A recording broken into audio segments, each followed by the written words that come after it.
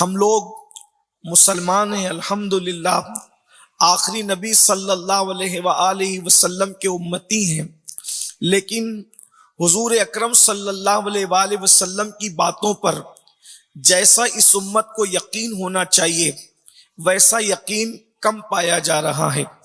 اس کی وجہ ہے کہ یقین کمزور ہونے کی وجہ سے ہم عمل کے معاملے میں بھی کمزور ہوتے جا رہے ہیں۔ اللہ کے رسول صلی اللہ علیہ وآلہ وسلم کی بات پر ہمیں کس طرح یقین ہونا چاہیے، کیسا یقین ہونا چاہیے؟ بزرگوں نے فرمایا ہمیں جتنا یقین اپنی ماں کا بیٹا ہونے پر ہے، اس سے زیادہ یقین اللہ کے رسول صلی اللہ علیہ وآلہ وسلم کی باتوں پر ہونا چاہیے۔ اور وہ اس کی بہترین مثال کس طریقے سے صحابہ اللہ کے رسول صلی اللہ علیہ وآلہ وسلم کی بات پر یقین کیا کرتے تھے۔ یاد رکھنا، جب تک کہ یہ امت اللہ و رسول کی باتوں پر سچے دل سے یقین کرنا نہیں سیکھتی، اس وقت تک عمل کا جذبہ پیدا ہو ہی نہیں سکتا، اس وقت تک دلوں میں خشیت ربانی پیدا ہو ہی نہیں سکتی۔ اللہ اکبر! کیا صحابہ کا یقین تھا! اللہ کے رسول علیہ الصلوۃ والتسلیم نے ایک دیہاتی سے گھوڑا خریدا، اور گھوڑا خریدنے کے بعد دیہاتی کی نیت خراب ہو گئی اور وہ اپنی بات سے مکر گیا۔ اللہ کے رسول علیہ الصلوۃ والتسلیم سے اس نے جھگڑا کرنا شروع کیا۔ اللہ کے رسول علیہ السلام فرماتے ہیں میں نے تم سے گھوڑا خریدا، وہ کہتا ہے میں نے آپ کو بیچا ہی نہیں۔ اب اللہ کے رسول علیہ السلام نے جب سودا کیا تھا، اس وقت تو کوئی درمیان میں موجود نہیں تھا، یا تو بیچنے والا تھا یا تو حضور خریدنے والے تھے۔ ایسے میں گفتگو ہو رہی تھی، اتنے میں حضرت سیدنا خزیمہ رضی اللہ تبارک و تعالیٰ عنہ وہاں سے گزرے، اور گزرنے کے بعد عرض کیا یا رسول اللہ صلی اللہ تعالی علیہ وآلہ وسلم، میرے ماں باپ آپ پر قربان آقا، آپ کے چہرے پہ میں پریشانی کے آثار دیکھ رہا ہوں۔ اللہ کے رسول علیہ السلام فرماتے ہیں اس دیہاتی سے میں نے گھوڑا خریدا اور اب یہ انکار کرتا ہے۔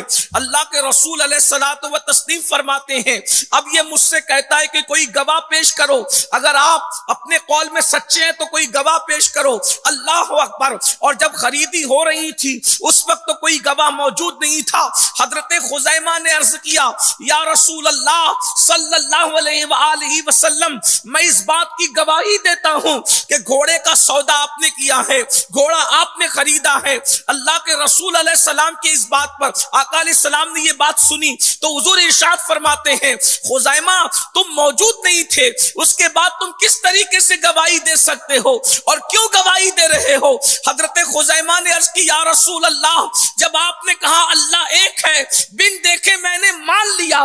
آپ زمین پہ بیٹھ کے آسمان کی خبر دیتے ہیں، جب میں اس کو مان لیتا ہوں، اتنی بڑی بات جب میں نے آپ کی مانی ہے تو گھوڑا خریدنے کی بات تو چھوٹی سی ہے، میں اس کا انکار کیسے کر سکتا ہوں؟ اللہ کے رسول علیہ السلام نے اس یقین کی بنیاد پر ان کو یہ انعام عطا فرمایا، فرمایا خزیمہ آج کے بعد تیری گواہی دو مردوں کے برابر قرار دی جاتی ہے۔ یعنی اللہ اکبر!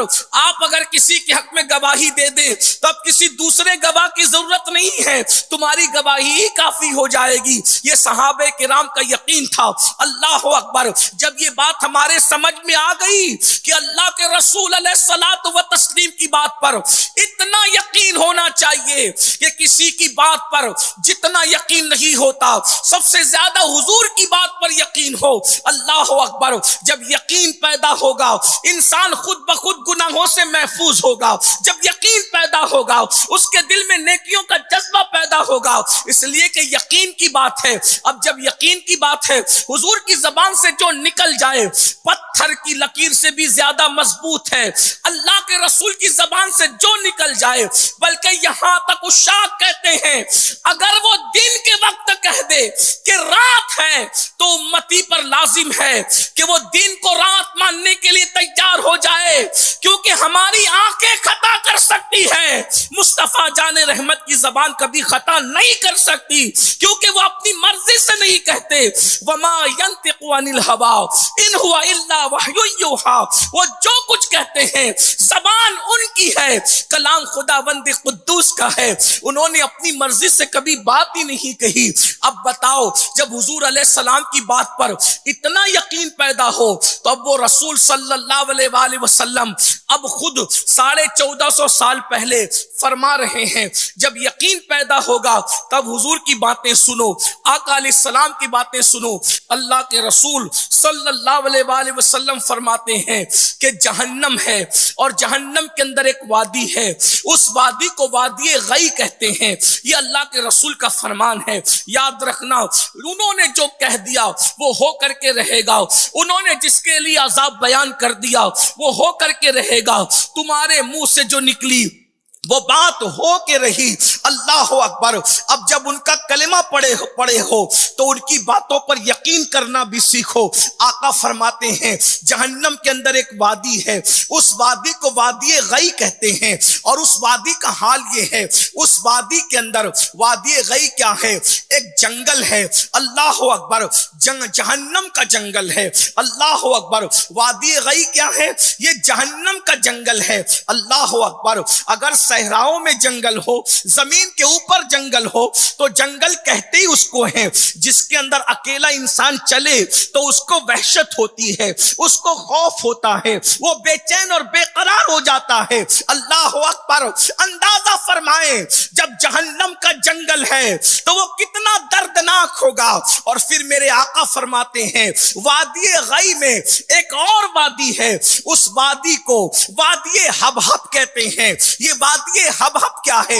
اللہ کے رسول صلی اللہ علیہ وآلہ وسلم کے فرمان کا مفہوم ہے وادی حبحب ایک ایسی گہری وادی ہے کہ جہنم بھی جس سے پناہ مانگتا ہے، ایک دو مرتبہ نہیں، وادی حبحب سے جہنم ایک دن میں 36 مرتبہ پناہ مانگتا ہے، جس سے جہنم بھی پناہ مانگتا ہے۔ اور حدیث پاک میں آتا ہے جب جہنم کی آگ سرد پڑنے لگتی ہے، جب جہنم کی آگ ٹھنڈی پڑنے لگتی ہے تو اس وقت وادی حبحب کو اللہ کھولنے کا حکم دیتا ہے، اور وادی حبحب جب کھولا جاتا ہے تو واپس سے جہنم بھڑکنے لگتا ہے۔ فرمایا گیا وادی حبحب اتنی گرم وادی ہے کہ اس میں پہاڑ بھی ڈالے جائیں تو پگھل جائیں، جس میں پہاڑ بھی پگھل جائیں، اس میں بچھو بختی اونٹ کی طرح موٹے موٹے ہیں، اور 70 سال کی لمبائی کے اتنے اس کے اندر سانپ ہے۔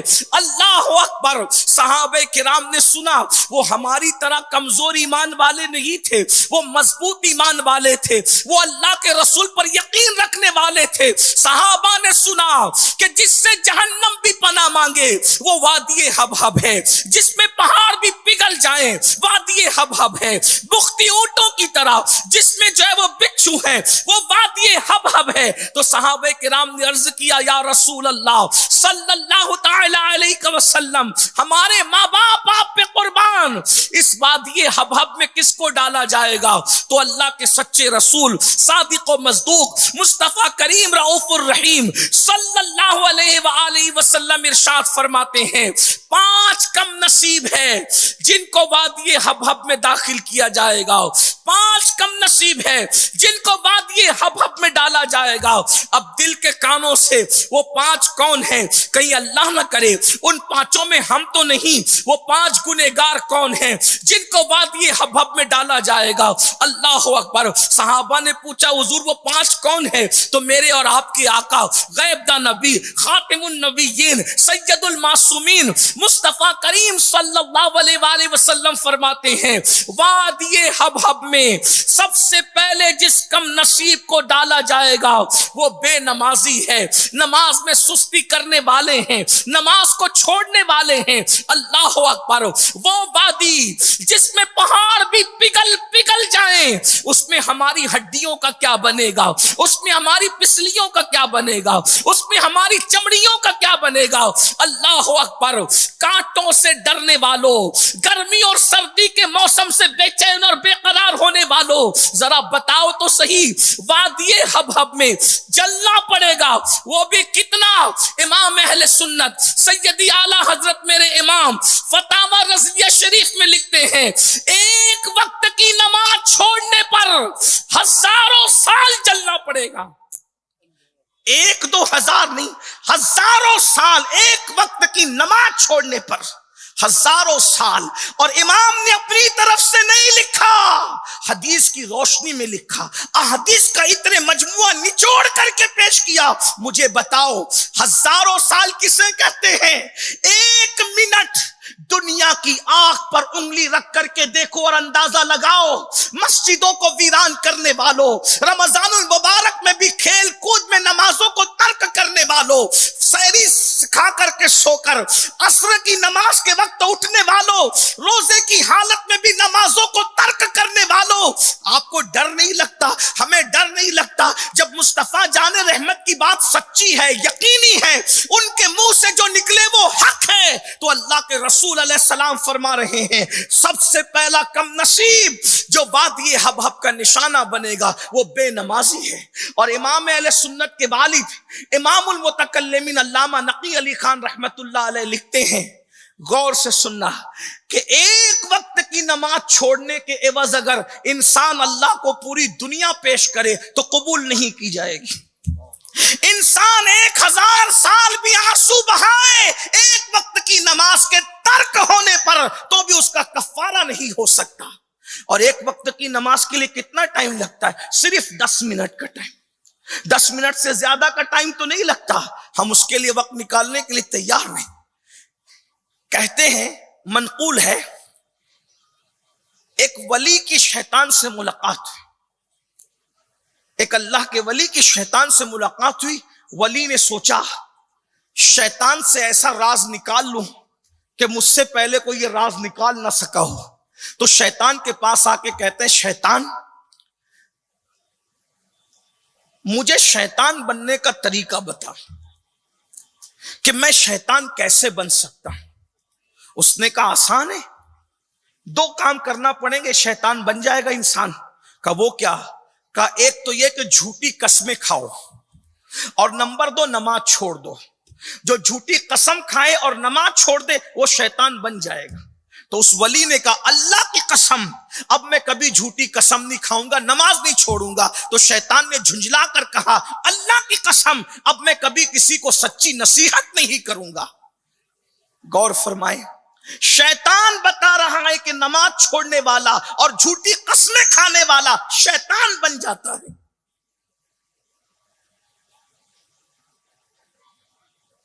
آسمانی وہ کتب جو قرآن مقدس سے پہلے نازل ہوئی، ان کتب کے اندر اللہ رب العزت کا فرمان موجود ہے. اللہ ارشاد فرماتا ہے کہ میں بے نمازی پہ لعنت کرتا ہوں، لعنت. اور اگر مجھے اپنی رحمت کا خیال نہ ہوتا تو میں بے نمازی کی 7 پشتوں تک لعنت کرتا. اللہ کے رسول صلی اللہ علیہ وآلہ وسلم فرماتے ہیں میں بے نمازی سے بیزار ہوں. سارے فرشتے بیزار ہیں، سارے انبیاء بیزار ہیں. اور یہاں تک اللہ کے رسول علیہ السلام فرماتے ہیں بے نمازی کو زکوٰۃ مت دو. فقیہ ابو اللہ سمرقندی اپنی کتاب میں لکھتے ہیں اللہ کے رسول نے فرمایا بے نمازی کو زکوٰۃ مت دو، اس کی صحبت میں مت بیٹھو، اس کا اللہ اکبر، اور فرمایا اس کو سلام مت کرو، اس لیے کہ وہ جہاں بیٹھتا ہے لعنت اس پر نازل ہوتی. بے نمازی جہاں بیٹھتا ہے اس پہ لعنت نازل ہوتی. منقول ہے کہ بے نمازی جب قیامت کے دن اٹھے گا تو اس کی پیشانی پر 3 عبارتیں لکھی ہوگی. نمبر 1، یہ اللہ کی رحمت سے نا امید ہے، اس نے اللہ کے حق کو ضائع کیا، اس لیے اللہ رب العزت نے اس کو اپنی رحمت سے محروم کر دیا. غور فرمائیے، توجہ کیجئے، یہ نماز چھوڑنے کا وبال ہے. میرے بھائیوں اللہ کے لیے توبہ کر لو. ماہ سیام قریب ہے، ماہ رمضان قریب ہے. موسم بہار نیکیوں کے حوالے سے قریب ہے، آؤ توبہ کریں، اس سنی اجتماع سے بدل کر جائیں۔ صرف 10 منٹ کا ٹائم لگتا ہے، 10 منٹ سے زیادہ کا ٹائم نہیں لگتا۔ اللہ اکبر۔ وقت ہوتا تو مزید اس پر بات ہوتی، لیکن میں اپنی بات کو سمیٹتے ہوئے دوسرا کم نصیب، اللہ کے رسول علیہ السلام فرماتے ہیں وادی حبہب میں جو دوسرے کم نصیب کو داخل کیا جائے گا، میرے اور تمہارے آقا سچے رسول صادق و مصدوق صلی اللہ علیہ وآلہ وسلم فرماتے ہیں زانی جس نے زنا کیا اور توبہ کے بغیر مر گیا، اس کا ٹھکانہ بھی وادی حبہب ہے۔ زنا کرنے والا، آج یہ گناہ بھی بڑی تیزی کے ساتھ پھیل رہا ہے، اور اس گناہ کے پھیلنے کی وجہ گندی فلمیں، گندی پکچر، بے راروی کا شکار نوجوان، آوارگی کا شکار نوجوان۔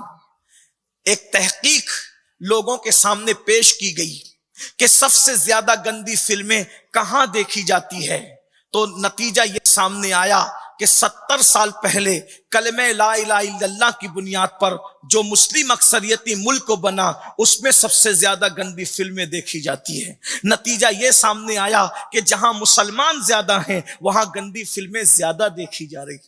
العیاذ باللہ۔ ذرا غور فرمائیں، سیدنا سلمان فارسی رضی اللہ تعالیٰ عنہ، سلمان فارسی جن کے بارے میں اللہ کے رسول نے فرمایا کہ سلمان میری اہل بیت سے